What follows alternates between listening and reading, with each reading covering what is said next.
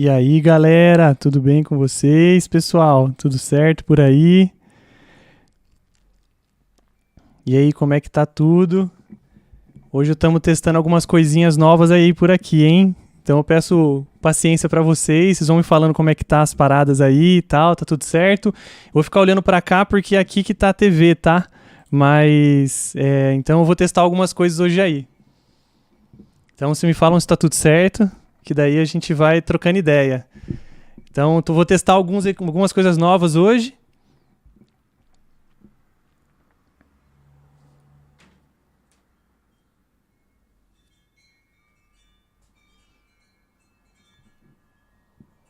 Beleza, então massa.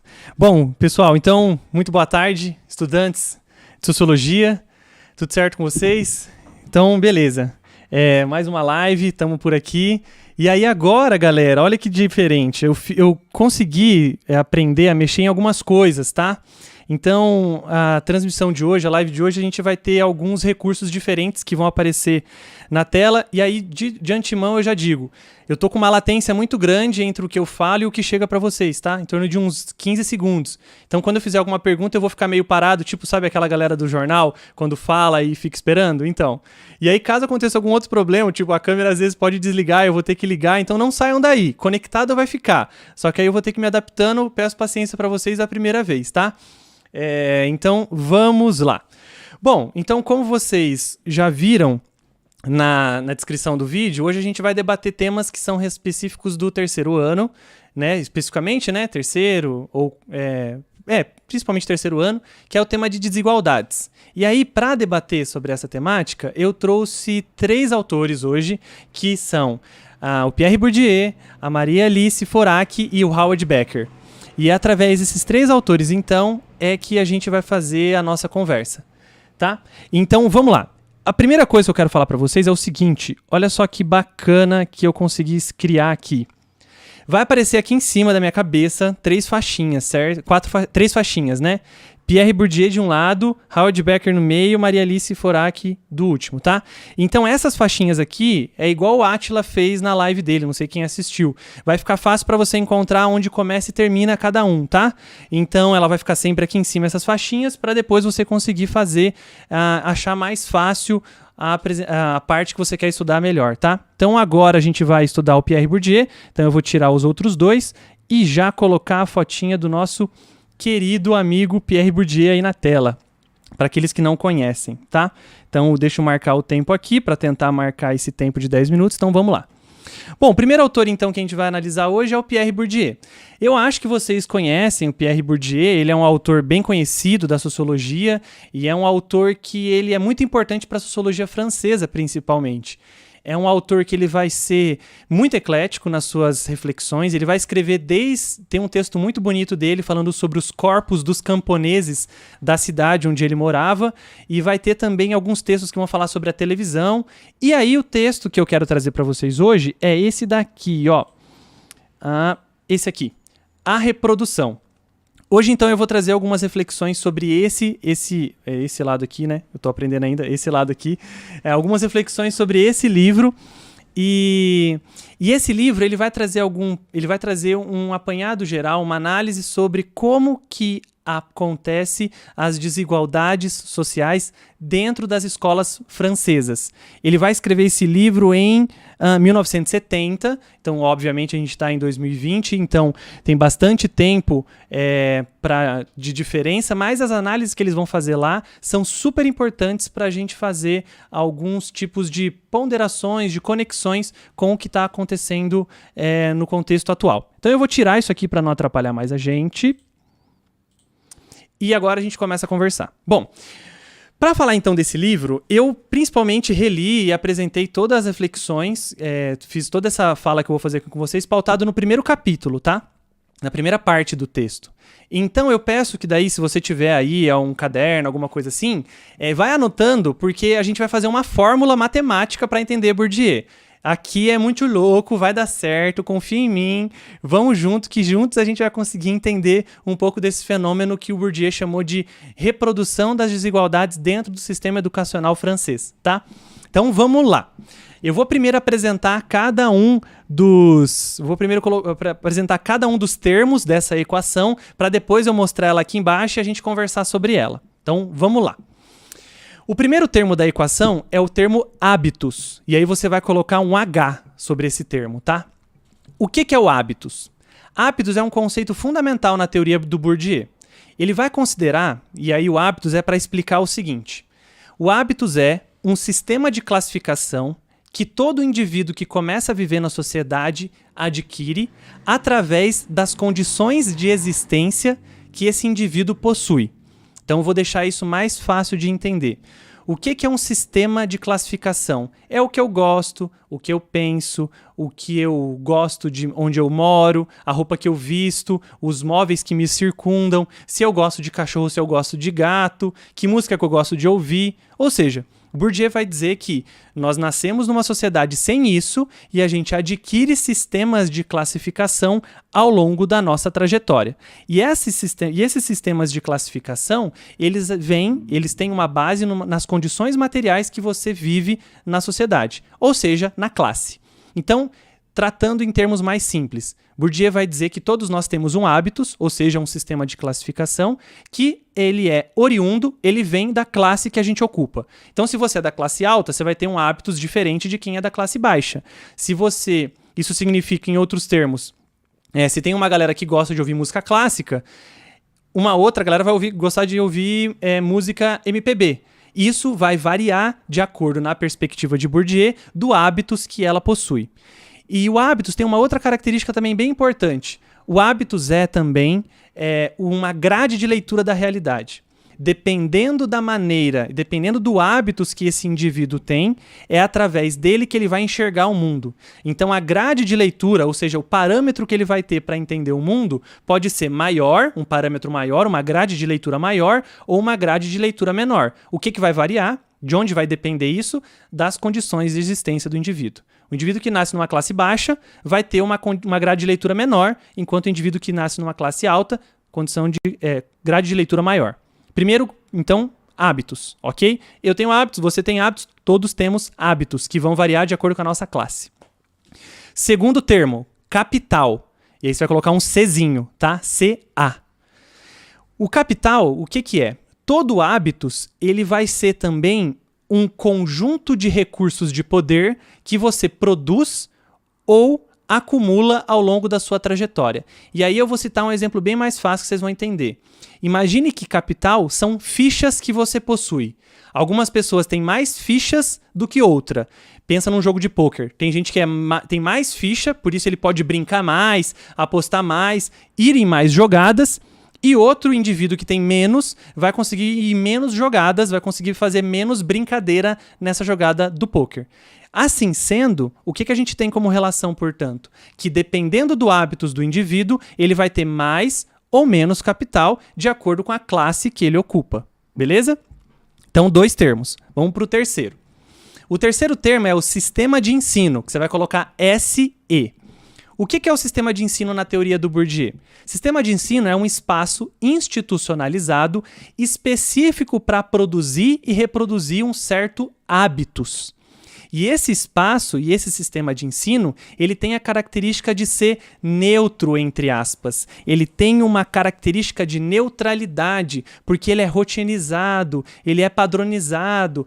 Parece que ele sempre foi assim e sempre vai ser, no sentido de que ele não ofende a ninguém. Então, só que tem um problema, porque na concepção do Bourdieu, esse sistema de ensino, ele, ao tentar produzir e reproduzir um certo hábitos, esse hábitos leva um outro nome. Leva o nome de arbítrio cultural. E esse é o nosso quarto termo.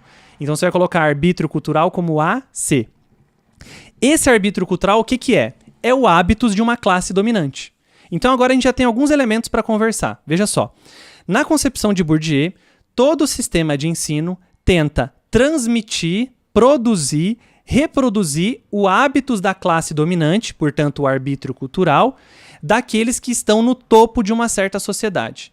Então, aqueles indivíduos que já possuem esse hábitos, porque eles já são de uma classe alta, eles já estão acostumados com o que a escola vai pedir para eles. Porque eles já têm tanto a quantidade de fichas que é necessário, quanto o sistema de classificação necessário. Ele sabe se comportar, utilizar o francês ou o português correto, ele sabe escrever bonito, ele é asseado, ele sabe sentar à mesa, ele sabe arrumar o material e assim por diante. Então o Bourdieu está dizendo que o sistema de ensino tem a função de produzir e reproduzir um arbítrio cultural que é o hábitos da classe dominante. Então a gente tem 4 termos até agora, tudo bem? Então vamos para mais alguns.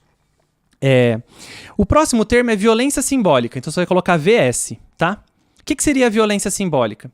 Violência simbólica é todo poder que, para acontecer, eu não enxergo as fontes desse poder.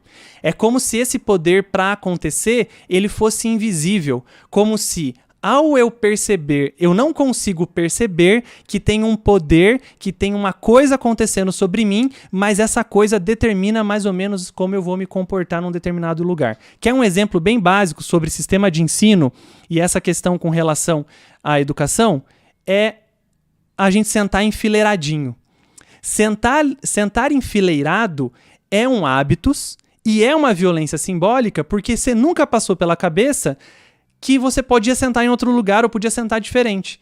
Se eu falar agora assim, pensa numa sala de aula, todos nós, a maioria de nós, vamos pensar numa sala de aula enfileirado com todo mundo um atrás do outro. Esse processo, portanto, é uma violência simbólica porque você não sabe de onde vem esse poder que afeta a sua posição na sala de aula, muito menos você sente isso acontecendo. É como se você falasse assim, sempre foi assim, é normal mesmo, escola é assim mesmo. Então, violência simbólica, beleza? Muito bem, vamos ao próximo termo.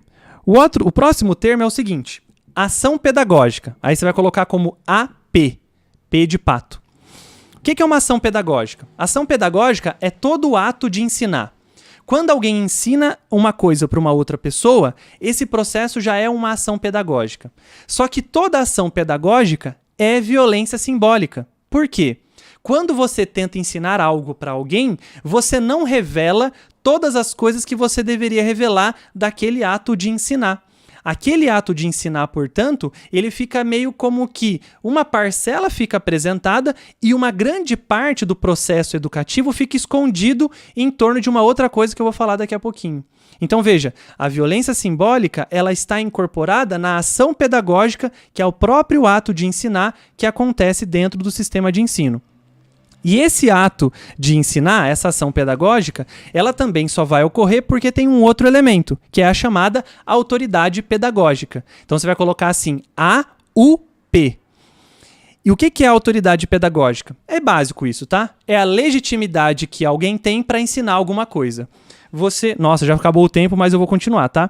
É a legitimidade que alguém tem para ensinar alguma coisa. Então, quando você entra na sala de aula e você encontra um docente ou uma docente lá, você já pressupõe que esse indivíduo tem uma autoridade pedagógica para ensinar determinado conteúdo. Então, ele tem uma autoridade pedagógica que vai se revelar na ação pedagógica desse indivíduo, e essa ação pedagógica já é uma violência simbólica, certo? No próximo passo, e a gente chega ao final dos termos dessa equação, a gente vai ter o trabalho pedagógico, que você vai colocar como TP. O que é o trabalho pedagógico? Trabalho pedagógico é qualquer ato de ensinar. Melhor dizendo, é qualquer materialização do ato de ensinar. Então, por exemplo, esse vídeo aqui agora é um trabalho pedagógico que eu, imbuído de autoridade pedagógica, tento fazer uma ação pedagógica e, querendo ou não, esse processo tem um processo de violência simbólica aqui. Por quê? Eu estou partindo do pressuposto que vocês têm internet, um lugar tranquilo para estudar, que vocês têm condição de estar às 3 horas da tarde em casa para ouvir esse vídeo. Veja, e eu não revelo isso na minha ação. Portanto, isso é violência simbólica. Então, vamos lá. Nós temos, então, vamos recapitular os termos que a gente tem, tá? Nós temos o termo H, CA, SE, AC, VS, AP, AUP e TP. Com tudo isso, a gente tem a seguinte equação. Tcharará. Olha lá.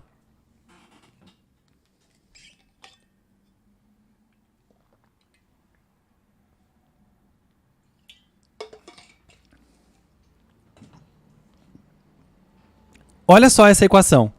E eu vou ter que olhar para a tela agora, porque senão eu não vou conseguir ler. O H mais CA, ou seja, então, hábitos e capital somos que todos nós temos, certo? Todos nós temos isso. Então a gente vai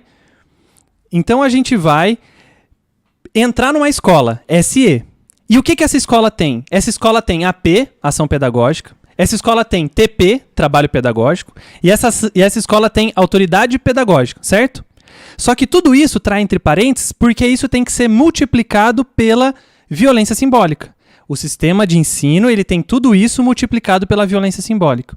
E isso tudo para fazer o quê? Para conseguir fazer com que a gente tenha e controle e domine um certo arbítrio cultural, certo? Só que agora vem o debate que é o mais legal dentro desse livro. O indivíduo que nasceu numa classe social alta, ele já tem os hábitos que a escola ensina. Então ele já está bem próximo do arbítrio cultural exigido pela escola. Portanto, hábitos de uma classe alta, significa que essa criança, na análise do Bourdieu, vai se dar melhor na escola do que uma criança que tem os hábitos de uma classe baixa, que vai ter que aprender ou vai ter que se desdobrar para conseguir aprender o arbítrio cultural, ou seja, o hábito da classe dominante que a escola ensina para ela. Então, o Bourdieu está fazendo uma relação direta entre o seguinte: o que acontece antes da escola, no ato quase que de nascimento da criança, determina toda a trajetória escolar dela. O Bourdieu tem uma parte num texto dele que ele fala o seguinte: infelizmente, as cartas são dadas muito cedo, muito precocemente. Então o que vai determinar nessa análise do Bourdieu, e eu já vou dizer os problemas dela, tá? Nessa análise do Bourdieu, o que vai determinar uma trajetória positiva ou negativa da criança dentro da escola é o hábitos que ela tem. E o hábito que ela tem vai depender da classe social onde ela nasceu. Então, ela quase que não controla, quase que em nada, a trajetória escolar que ela vai ter ou o sucesso dessa trajetória escolar. Quais são os problemas dessa teoria? Vários. Porque, mano, imagina, você nasceu numa classe pobre, você ouve a teoria do Bourdieu e você fala, desculpa o termo, ferrou. Já era. O que eu tô fazendo aqui assistindo esse vídeo? Não vai adiantar nada. A classe já era, não vai funcionar e tal. Então, você vai ter diversos autores que vão questionar essas teorias do Bourdieu, e aí eu vou trazer na live aqui também mais esses autores, e o principal deles é o Bernard Charlot, que a gente vai falar numa próxima live, mas se você quiser adiantar um pouquinho da crítica que ele faz, tem vídeo no canal, né, o Mapa Mental, sobre o Bernard Charlot. Bom, então agora eu vou dar uma olhadinha aí nas perguntas de vocês, ver se tem alguma coisa que eu posso responder. É isso mesmo, Rafael, é sociologia matemática mesmo. Aí a galera tá falando que tá legal, tá com ótima qualidade, a galera tá falando que tem Oscar de efeitos especiais, que engraçado. Aí o Guilherme tá perguntando, deixa eu ver. Ah lá, o Guilherme tá perguntando, fazendo uma pergunta bem boa, né? Violência simbólica do Bourdieu se aproxima com a violência objetiva do Zizek na indução de uma normalidade?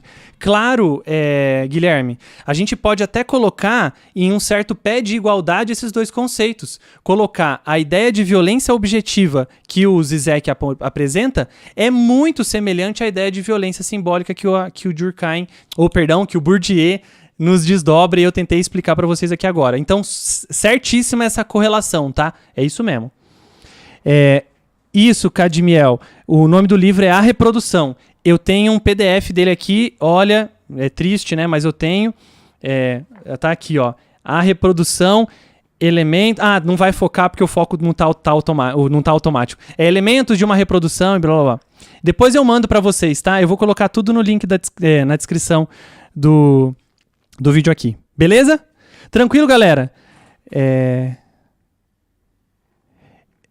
A Dana está perguntando sobre camarotização da sociedade brasileira. Então, isso daí, eu entendi que é a questão de camarote, né? Então, eu acho que daí é um outro livro do Bourdieu, inclusive, a gente pode até trazer ele aqui numa próxima live, que é o livro que chama A Distinção, tá? Esse livro ele vai tentar explicar um pouquinho desse processo que talvez você está pensando, que é o processo de você ter uma certa gourmetização ou elitização da sociedade e tal. Esse livro é show de bola para você entender como que as classes se relacionam entre si e pensam relações com relação aos hábitos e tudo mais. Então é bem legal. Beleza, então, galera. Vamos passar para o próximo, senão a gente vai tomar muito tempo de vocês. Deixa eu tirar agora essa fórmula. Vou mudar lá em cima, porque agora a gente vai entrar no Becker. Então, aqui, bora lá. Beleza, Howard Becker, então. Deixa eu ver. Acho que poucos de vocês, não sei se todos de vocês já estudaram isso, né? Já conheceram o Howard Becker, mas o Howard Becker é esse senhorzinho simpático aqui, ele ainda está vivo, tá? Ele está com 89 anos, e ele é muito conhecido por fazer parte do que a gente chama de Escola de Chicago, tá? Eu vou fazer vídeos também sobre a Escola de Chicago, porque a Escola de Chicago é um assunto muito bacana, que vale um vídeo inteiraço sobre isso, porque a Escola de Chicago é super importante para a fundamentação da sociologia norte-americana, e não só isso, mas a inauguração de um tipo de pesquisa dentro da sociologia, que é a chamada método Survey, né? A pesquisa Survey. E é muito legal que os textos da Escola de Chicago, os autores da Escola de Chicago, eles são muito ecléticos, eles mergulham de cabeça nos seus objetos, eles se aproximam, é fantástico. Com certeza eu vou trazer aqui, tá, um vídeo só, uma live ou um vídeo sobre a Escola de Chicago. Mas hoje vamos ficar com o Howard Becker, que é um dos também principais autores da Escola de Chicago. Eu vou falar de um livro dele aqui, mas eu quero sugerir um outro para aqueles que estão na graduação, tá? Tem um livro dele que chama Segredos e Truques da Pesquisa. Eu li agora para o doutorado como sugestão da minha professora Ilês, inclusive na live passada ela estava assistindo aí. E esse livro é muito massa e ele vai dar algumas dicas de como fazer melhor uma pesquisa, tanto nas ciências humanas, principalmente nas ciências humanas, mas nas exatas também. Então, Segredos e Truques da Pesquisa, eu vou colocar também na descrição do vídeo a referência para vocês conseguirem pesquisar depois. Mas o que eu vou comentar hoje para vocês é o seguinte. É esse livro aqui, ó. Outsiders. Vai aparecer daqui a pouquinho para vocês, mas é o livro que chama Outsiders. Estudos de Sociologia do Desvio, tá? Esse texto é muito bacana porque ele vai inaugurar uma outra maneira de enxergar essa coisa que a gente costuma chamar de crime ou de criminoso, certo?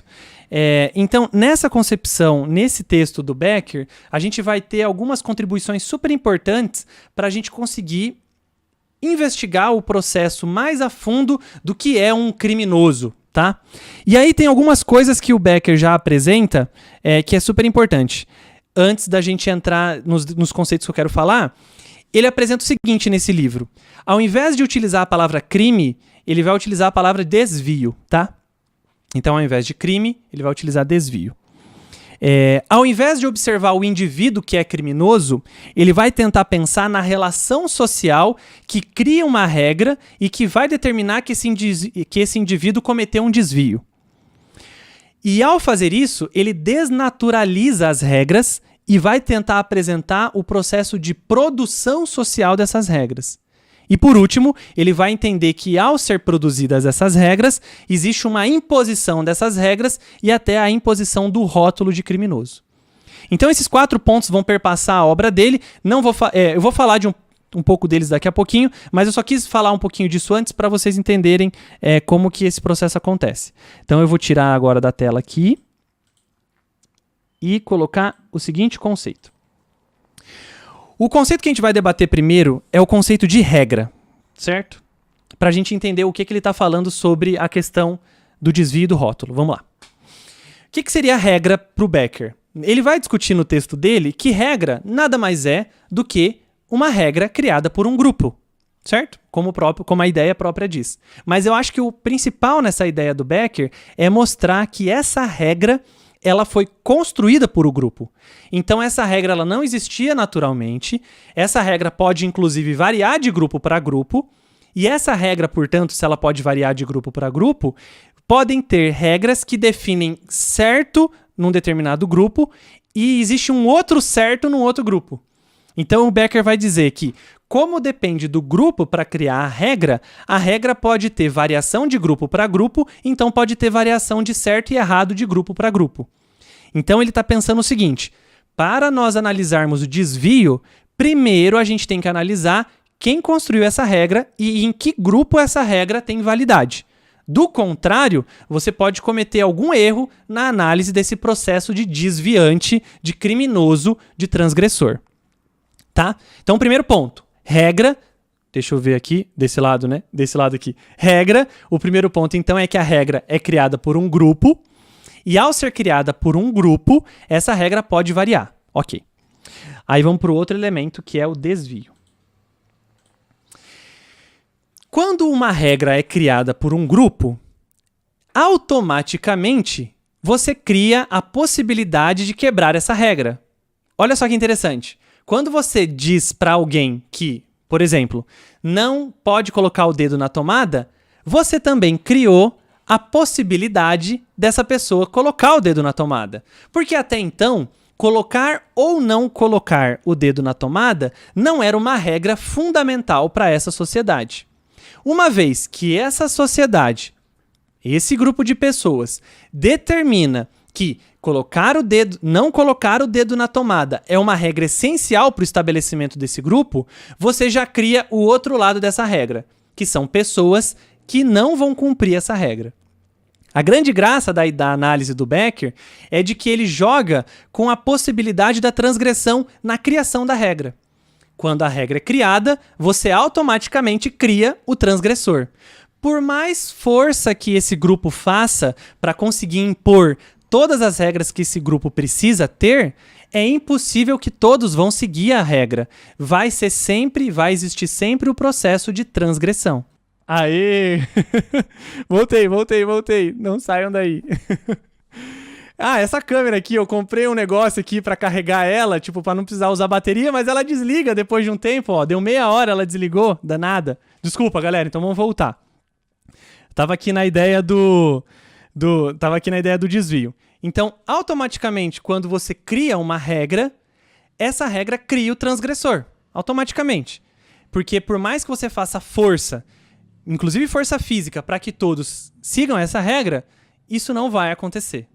Só que olha que interessante, antes dos estudos do Becker, esse indivíduo transgressor, ele era visto de duas formas. Primeira forma que ele era visto, como patológico. Esse indivíduo que transgride uma certa regra, ele tem é como se ele fosse patológico, como se ele nascesse na condição de transgressor, como se algumas características estivessem vinculadas a ele que garantissem que ele vai transgredir. Então é a ideia biológica determinante da condição de transgressor. Então, antes dos estudos do Becker, essa ideia era muito vigente. E a outra ideia é de que o transgressor nada mais é do que aquele indivíduo que foge da média de comportamento de uma determinada sociedade. Então você tem um comportamento mediano, o indivíduo que saiu dessa curva média, ele é um criminoso. Olha que interessante. O que o Becker está dizendo de que, na verdade, o problema não é esse. O problema do criminoso, ou o problema do desviante, ou o problema do transgressor, não é o fato, por exemplo, dele ser biologicamente pré-determinado a tal, que ele vai quebrar essa ideia, ou a ideia de uma certa um comportamento mediano, que é o comportamento previsto. Ele vai quebrar essa ideia com o próximo conceito, que é o conceito de rótulo. Deu alguma treta aí. Você tem que me falar onde eu parei. Desculpa, hein, galera? Poxa, desculpa. Mas fala aí, onde que eu parei, fazendo um favor. Eu sei que eu tava falando do rótulo, né? E aí eu não sei onde que eu parei. Desculpa aí, galera. Você sabe, né, meu? A gente tenta ser chique e aí dá essas treta. Começar o rótulo de novo, Gabriela falou. Vou fazer rapidão, então. Então, beleza, vamos lá. Vou fazer de novo. Aí, depois na edição, né, quando eu for disponibilizar a live completa, eu tiro essa parte que deu essa treta aqui. A gente edita rapidinho. Então, beleza, vou começar o rótulo de novo, tá? Bora. Então, beleza, todo mundo falou do rótulo, então bora. Bora no rótulo. Então, uma vez, portanto, então, que esse indivíduo... Beleza. Então, vamos lá. Uma vez que esse indivíduo, essa sociedade, criou uma certa regra, e essa regra, portanto, vai criar o desviante, a gente tem a possibilidade de criação de um certo rótulo. E é essa que é a grande parte, a grande graça do Becker. Não existe nenhuma condição moral entre bom e mal na ação do indivíduo Quem vai determinar se essa ação é certa ou é errada é a regra que o grupo criou. Assim sendo, não há nada de ruim ou de bom na ação do indivíduo.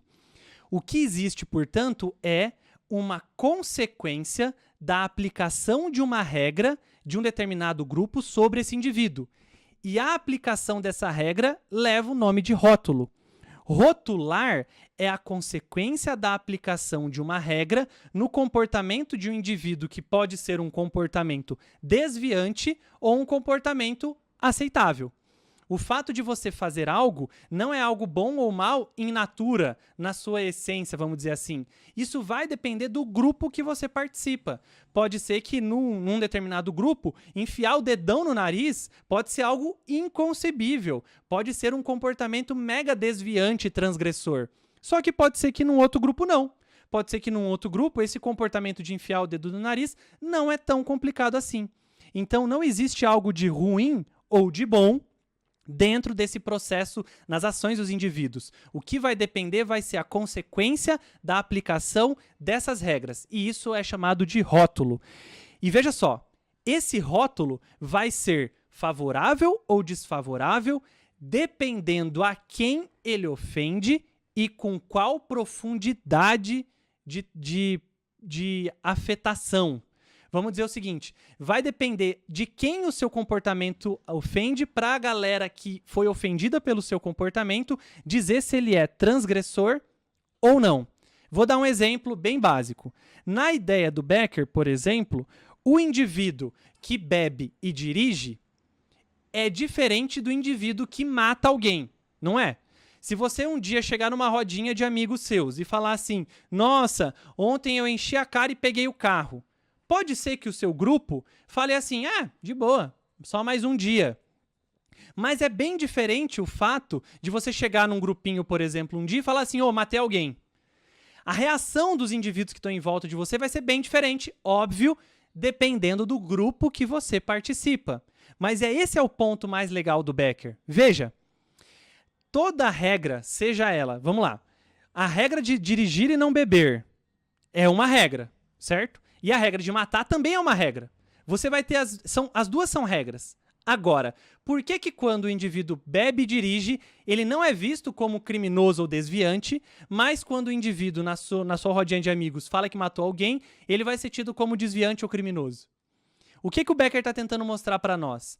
Que nem o ato de beber e dirigir, nem o ato de matar é mal na sua essência. Não estou favorecendo isso não. Estou tentando explicar o seguinte. Esses comportamentos foram regras criadas socialmente e que, dependendo a quem ele ofende, vai ter tido o rótulo de desviante ou não. Você pegar um troco por acaso e saber que você pegou um troco a mais e guardar no seu bolso, pode ser um comportamento não legal, um comportamento que não é correto. Roubar um banco também é um comportamento que não é correto. Mas por que pegar um troco a mais pode ser entendido como sabichão, o espertão ou a espertona, e roubar um banco pode ser visto como, meu Deus, você cometeu o maior crime de todos? Olha só que exemplo legal. La Casa de Papel, por exemplo. Todo mundo que assiste La Casa de Papel torce pros caras. Mano, e aí? Eles são ou não são desviantes? São ou não são criminosos? Depende a quem eles ofendem e depende quem rotula eles como criminosos ou não.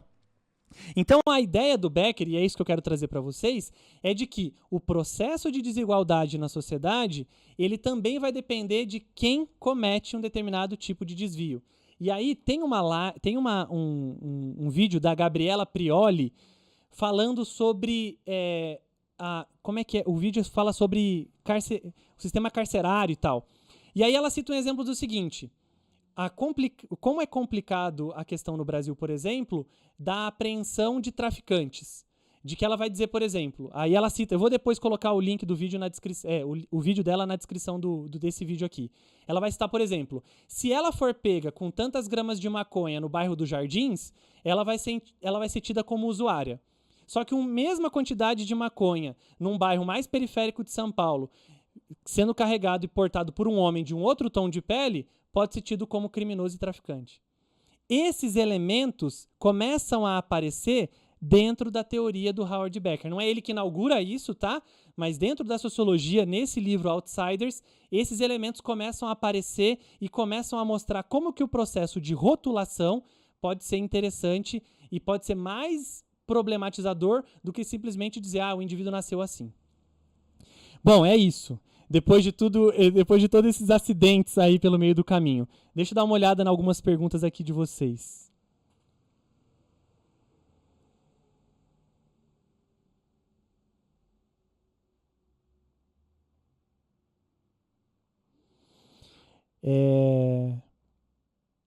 O Cadmiel fala sobre nessa questão das regras, lembrei da temática do incesto em Lévi-Strauss. Cara, aqueles que gostam de antropologia e aqueles que querem se aprofundar um pouquinho, Lévi-Strauss é um cara muito bacana de ler. E aí, o Lévi-Strauss estabelece o seguinte, ele consegue estabelecer que uma das únicas regras que existem em todas as sociedades, através dos estudos dele, é a regra do incesto. Que a regra do incesto, ou seja, o não casamento entre parentes, é o que permite o estabelecimento de todas as sociedades. Então tem a ver. Legal essa sua conexão, Cadmiel. E sim, o Becker é usado para estudar e analisar sistemas prisionais, sim. Existem outros autores, tá? Inclusive a gente fez um vídeo aqui no canal sobre a sociologia do crime, para analisar um pouquinho o filme Coringa. Então lá tem algumas referências também sobre isso, tá? Parará. O Hércules fala que se é algo parecido com o pecado. Cara, veja só. O pecado, querendo ou não, é a transgressão de uma regra. Cara, então você pode pegar todos esses processos aqui do Becker e aplicar na concepção de pecado. Vai dar também. Bom, beleza. Vou tomar uma água e a gente já parte pro próximo.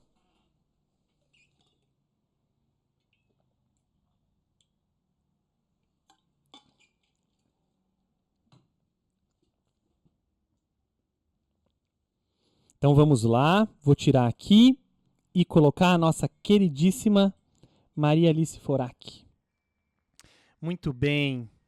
Então tá, vamos agora na nossa última parte da live, tá, né? Vamos lá que a teoria da... o Bruno perguntou da diferença dos estabelecidos e outsiders do Elias. É que na concepção elisiana, putz, aí é uma volta gigante, Bruno! Putz, eu acho que é uma volta gigante, cara. Eu não sei se eu vou conseguir fazer isso tão rápido agora. Mas a ideia do outsider do Elias é uma ideia diferente. Não é a ideia do rótulo de desvio. O outsiders na teoria elisiana, ele tenta estabelecer uma relação entre... veja só. Vou tentar citar um exemplo. Comércio local, estabelecidos, certo? Comércio informal, mais ou menos outsider. É o exemplo mais básico, mais superficial que eu podia dar pra você agora. Mas, cara, sua sugestão é muito boa. A gente pode debater sobre isso um outro dia, tá? Obrigado pela sugestão, mas é que seria uma volta gigantesca. E senão a live vai ficar de muito tempo, tá bom? E aí, pra eu sei a discussão, já li esse livro, só que eu também preciso sistematizar, né? Minha cabeça também não é um computador. Então eu preciso retomar as leituras, tá? Mas pode ser, a sua sugestão é muito boa, Bruno. Valeu. Vamos então falar um pouquinho da Maria Alice Forac. Não tem fotinha da Maria Alice Forac. Sabe por quê? Infelizmente, a Maria Alice Forac, ela morreu antes da internet se tornar algo hegemônico, assim. Ela morre em 1972, morre com 43 anos, é uma morte trágica, assim.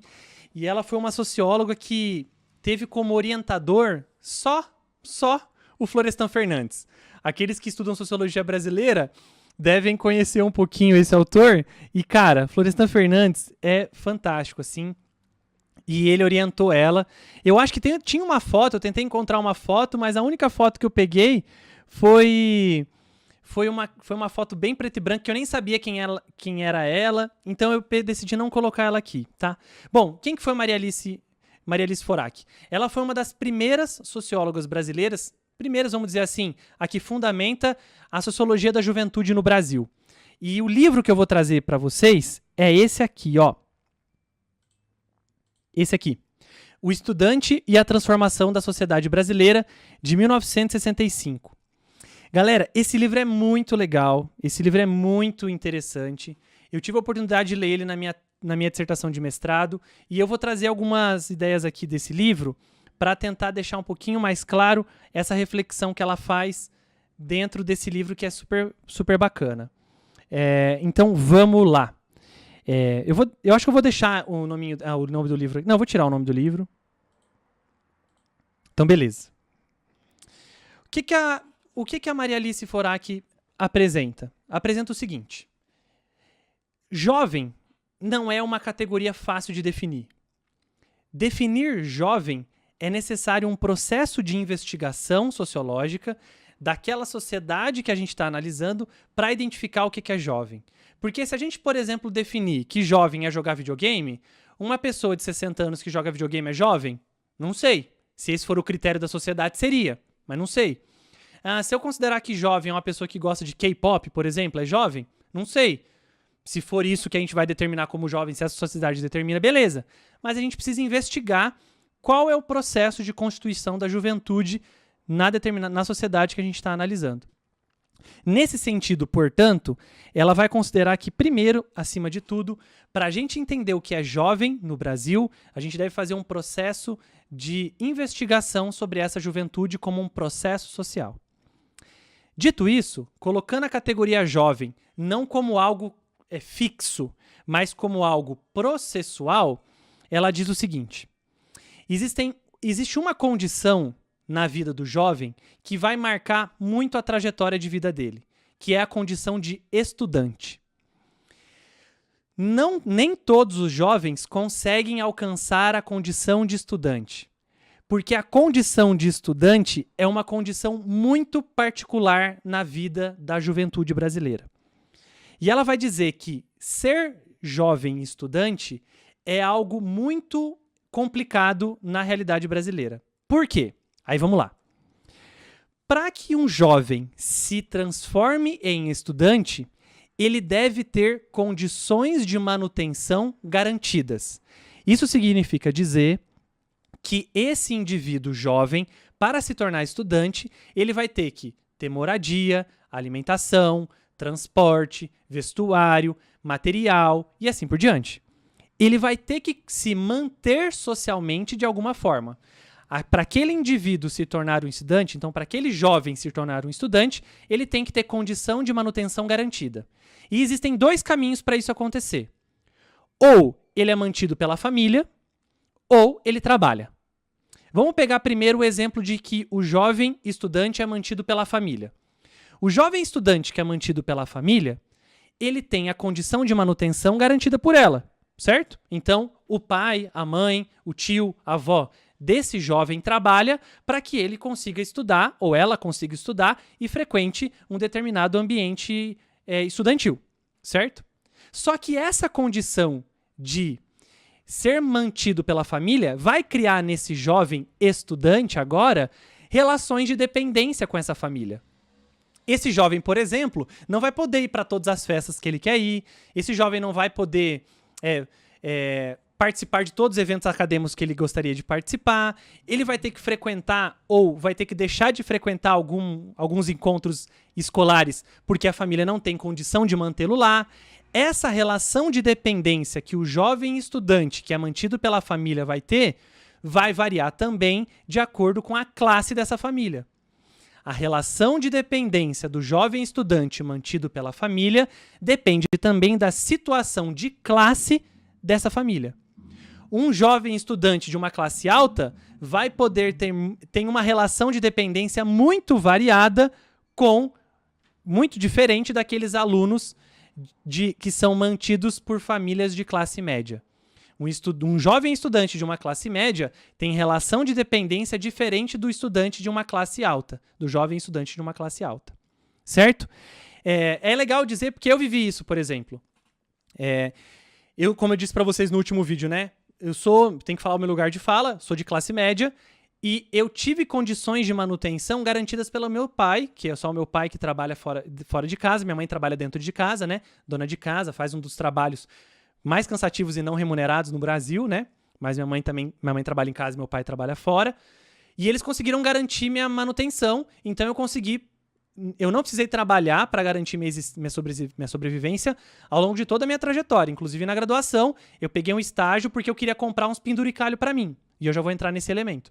mas eu consegui ter toda a minha trajetória escolar garantida pelos meus pais. Essa relação de dependência que eu tinha com os meus pais era diferente, por exemplo, dos meus colegas que vieram de uma outra cidade, estudar na UEL, por exemplo, na cidade onde eu estudei, e tinham que trabalhar para estudar. Ou aqueles indivíduos que eram mantidos pelos pais lá, e aí tinha indivíduo que era mantido de uma família de classe baixa, então tinha dinheiro contado, não podia sair para beber, para comer em fora, nada, tinha dinheiro contado. E também você vai ter famílias onde esbanjava, e aí os indivíduos esbanjavam grana e estavam aí fazendo tudo. Então você vai ter essas realidades acontecendo nesse indivíduo que tem uma relação de dependência dependendo da classe. Muito bem, agora vamos para o próximo ponto que é interessante. Agora, e aquele indivíduo que é jovem e é estudante, mas ele tem que se manter? Então aí vai ser uma outra condição. Ele vai ser um jovem estudante trabalhador ou um jovem trabalhador estudante. Vamos pegar o primeiro ponto. Jovem estudante trabalhador. O jovem estudante trabalhador, ele já tem uma autonomia de manutenção. Ele se mantém. Ele trabalha para se manter. Ou ele pode também trabalhar para comprar os penduricalhos dele. Então a família pode ter relação de dependência com ele, a família o mantém, mas como ele quer sair, como ele quer comprar roupa mais chique, ele começa a trabalhar. Então ele vai juntar a condição de estudante que a família dele consegue garantir para ele, com uma outra condição de trabalhador, que não necessariamente esse trabalho precisa manter ele, mas ele quer comprar os penduricários dele, ou dela, certo? Nesse caso, esse estudante vai ter uma autonomia tanto controlada, vai ter uma autonomia controlada não mais pela família, mas pelo trabalho. É um trabalho que às vezes ele não curte, mal remunerado, que dificulta a ele o estudo, e esse estudo sim que poderia aumentar a possibilidade de autonomia desse jovem que ainda é estudante, mas depois seria um jovem, seria um adulto. Então, no primeiro ponto, esse jovem estudante que trabalha, ele agora não está dependendo mais da família, mas ele é controlado pelas forças extrafamiliares, pelas forças do trabalho.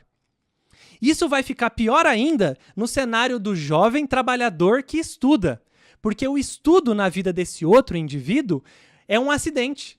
Ele está estudando ou para melhorar de carreira, para mudar de trabalho, mas por que trabalho vem primeiro que estudo? Porque ele é um trabalhador que tem que garantir a manutenção de uma certa família. Então, ele está estudando porque ele quer melhorar, mas primeiro ele tem que garantir a manutenção daquela família.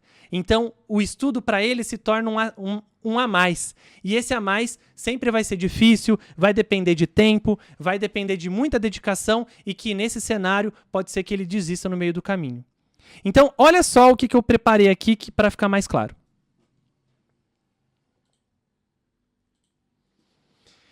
Vamos ver se vocês conseguem entender esse mapa mental que eu fiz aí. Olha lá. Bom, você vai ter lá em cima a condição de jovem, certo? E eu não vou ficar apontando, senão eu vou me perder. Você tem lá em cima a condição de jovem. E esse jovem vai passar por duas situações. Ou ele vai passar pela condição de manutenção ou pela autonomia de manutenção. Ou seja, ou ele é mantido por alguém ou ele se mantém. No caso dele ter uma condição de manutenção, a relação de dependência com ele vai garantir que ele seja estudante dependendo da família. Só que numa autonomia de manutenção onde ele trabalha, também vai criar uma relação de dependência, seja com o trabalho ou seja com a família também. Então a gente vai ter o cenário de três indivíduos aqui, né? O jovem estudante trabalhador e o jovem trabalhador estudante. Tudo isso permeado por quem consegue manter esse indivíduo e também garantido pela situação de classe desse indivíduo. Um jovem de uma classe alta, ele vai ter condição de manutenção e autonomia de manutenção diferente de um jovem de classe baixa, para garantir a mesma condição de estudante. Então, isso, na concepção da Maria Alice Forack, vai explicar em muito a capacidade de solucionar ou de desdobrar alguns processos de desigualdade numa sociedade brasileira. Aquele indivíduo que faz uma graduação estudando, aquele indivíduo que faz uma graduação trabalhando é diferente do indivíduo que só faz estudando. E aquele indivíduo que trabalha e faz uma graduação é diferente dos outros dois. E tudo isso vai variar de acordo com a classe que esse indivíduo ocupa. Bom, deu para sacar? Eu espero para ver ali o que vocês têm para comentar da Forack, se deu para entender, porque é uma discussão que eu acho que vocês não tiveram no ensino médio. Normalmente a FORAC está só no ensino superior, mas deu para sacar mais ou menos como é que é a ideia dela? Espero vocês responderem, tem a latência, né?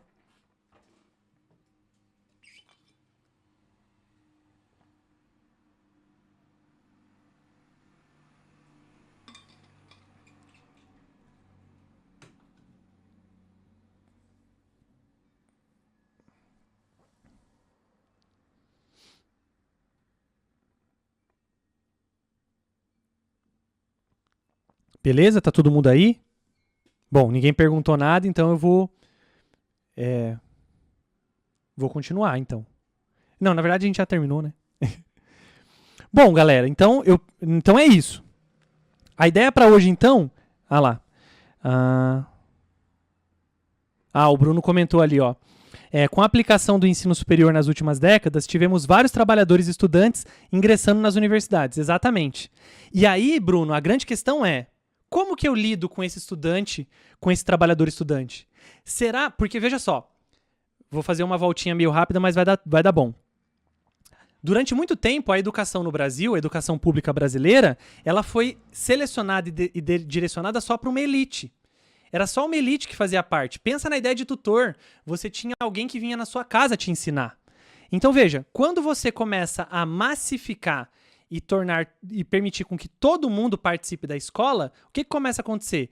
Outros indivíduos...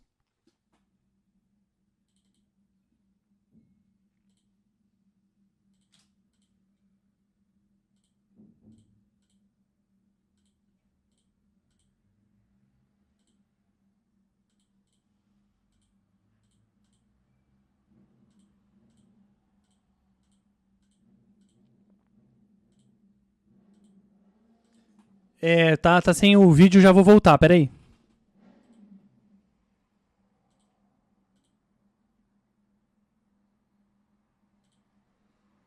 Aí, voltei. Esses errinhos aí técnicos eu vou consertar depois, tá, gente? Desculpa vocês que estão ao vivo, porque vocês estão pegando esses erros, mas a galera que vai ver depois não vai pegar, perdão aí, tá? Mas essa massificação, portanto, ela vai colocar outros indivíduos dentro do cenário estudantil brasileiro. Isso vai fazer com que a gente tenha aqui o necessário, né? É repensar esse processo.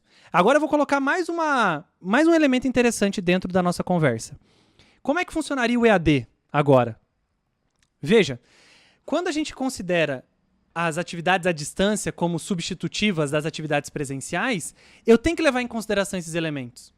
Se eu não levar em consideração o elemento de que o jovem que está em casa, ele não é só estudante, mas existem outros elementos que são agregados na vida desse indivíduo, eu tenho que repensar esse processo. Repensar em muito. Não é simplesmente a gente garantir, vamos só botar a aula online. Tá, filhão, eu tenho que pensar em todos os elementos que vão ser aglutinados e são acessórios e preenchem esse jovem, que é estudante, mas também é um jovem que trabalha, ou um jovem que cuida do pai, que cuida da mãe, que cuida dos irmãos.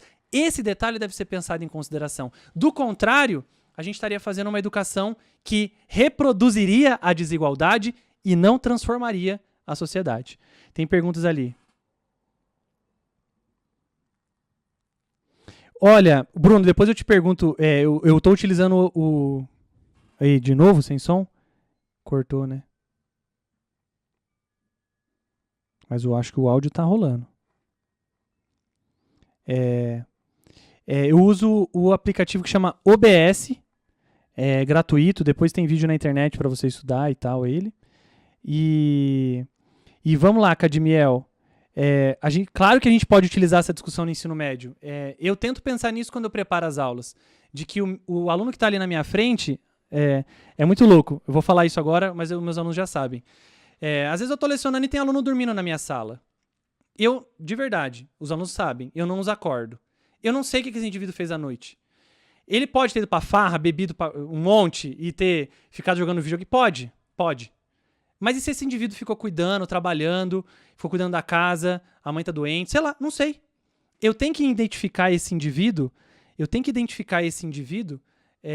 nessas dimensões. Eu não posso considerar que todos ali são jovens estudantes e só. o que a FORAC revela para nós, ela abre essa nova dimensão da discussão de que esse indivíduo pode passar por coisas que a gente não está levando em consideração. E é necessário nisso, numa análise e num processo educativo realmente transformador. Veja, o nome do livro é esse, né? Ó, vou mostrar o nome do livro aqui. Ó. O Estudante e a Transformação da Sociedade Brasileira. Se a gente quer que a sociedade brasileira seja transformada, a gente tem que levar isso em consideração. Não é considerar todos iguais, não é considerar todos na mesma condição. A gente deve prestar atenção nesses acidentes que ocorrem na vida dos nossos estudantes. Inclusive, por exemplo, vocês sabem, né? Eu comentei com vocês, por exemplo, que eu estou no doutorado. Eu sou hoje um estudante. Eu sou adulto, né, no final das contas. Sei lá, eu me considero meio jovem. Mas, enfim, eu hoje sou um trabalhador estudante. O meu estudo no doutorado é por conta para eu conseguir me fomentar melhor as minhas aulas. Então, eu falo isso para os meus professores, eles sabem, a maioria dos meus colegas são trabalhadores estudantes, e eles percebem que a relação é diferente de um aluno que só estuda, ou de um estudante trabalhador. Então, acho que mais ou menos deve ter dado certo aí, né, Cadmiel? Bom, galera, acho que é isso, então. Ó, nós já estamos aí já com 1h03 de transmissão, né, para a gente manter mais ou menos no mesmo ponto, de mais ou menos 1 hora, né, de conversa. E aí é isso. Tem mais alguma coisa que vocês queriam abordar? Mais alguma pergunta? Mais alguma coisa? Mas eu quero saber, e aí, deu certo? Tirando esses acidentes de som e imagem, vocês acham que dá para utilizar na próxima live essas coisas gráficas aqui? Vocês acham que é bacana? Funcionou? Não funcionou? Quero que vocês me falam, fazendo um favor.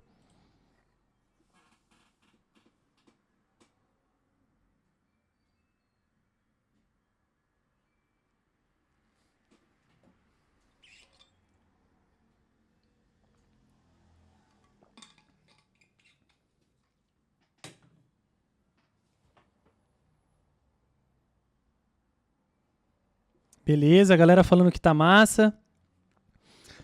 Paula falando que tá legal. Paula, que saudades, hein, Paula? Espero que esteja tudo bem aí. Gabi falando que também ficou bom. Beatriz, Elô também. Rod também. Camila. Pô, beleza então, pessoal. Então acho que, né, temos aí algum...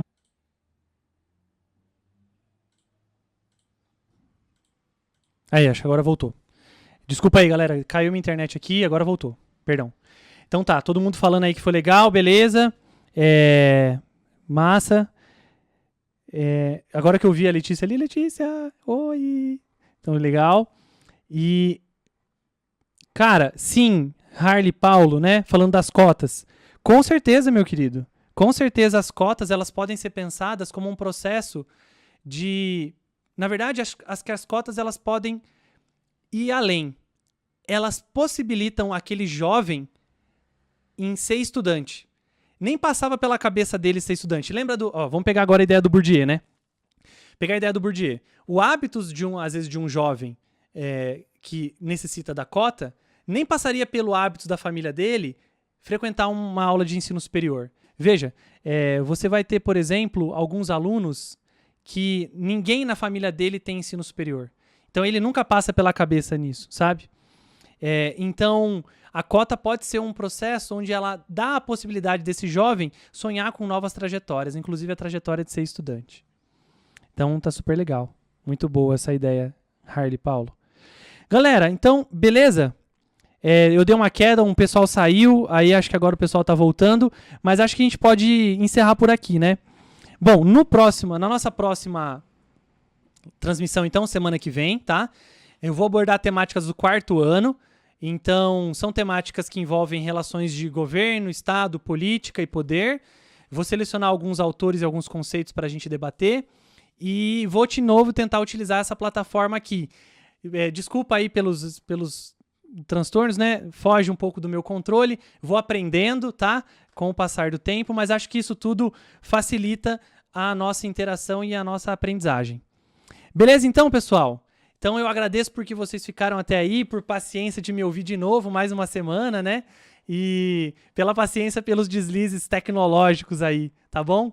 Então, galera, muito obrigado, valeu, até a semana que vem e tchau!